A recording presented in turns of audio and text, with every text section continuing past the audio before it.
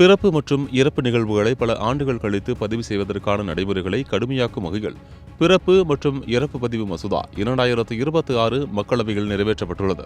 இந்த மசோதாவை மத்திய உள்துறை இணையமைச்சர் நித்யானந்த ராய் கடந்த ஜூலை 29ஆம் தேதி மக்களவையில் அறிமுகப்படுத்தினார். ஆனால் வினாத்தாள் கசிவு விவகாரம் தொடர்பாக பிரதமர் மற்றும் உள்துறை அமைச்சர் பதிலளிக்க வேண்டும் என எதிர்க்கட்சிகள் தொடர்ந்து போராட்டத்தில் ஈடுபட்டிருந்த நிலையில் மசோதா மீது விரிவான விவாதம் நடைபெறவில்லை. எதிர்க்கட்சிகளின் அமளிக்கு மத்தியில் குரல் வாக்கெடுப்பு மூலம் மசோதா நிறைவேற்றப்பட்டது. இந்த திருத்தத்தின் முக்கிய நோக்கம் பிறப்பு மற்றும் இறப்பு பதிவுகளை சரியான காலத்திற்குள் பதிவு செய்ய மக்களை ஊக்குவிப்பதாக மத்திய அரசு தெரிவித்துள்ளது.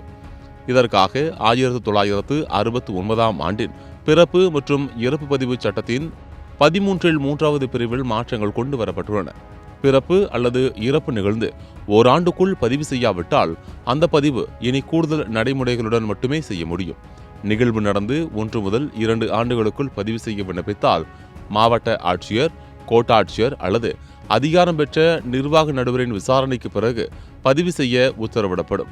ஆனால் பிறப்பு அல்லது இறப்பு நிகழ்ந்து 2 ஆண்டுகளுக்கு மேல் தாமதமாக பதிவு செய்ய வேண்டுமானால் புதிய நடைமுறை அமலுக்கு வரும்.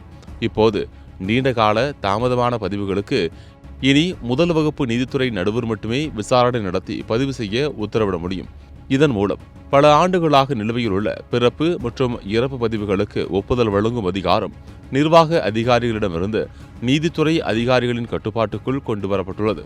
அதிக கால தாமதத்தை தவிர்த்து பிறப்பு மற்றும் இறப்பு விவரங்களை உரிய நேரத்தில் பதிவு செய்யும் முறையை உறுதி செய்வதே இந்த புதிய சட்ட திருத்தத்தின் நோக்கம் என்று மத்திய அரசு தெரிவித்துள்ளது.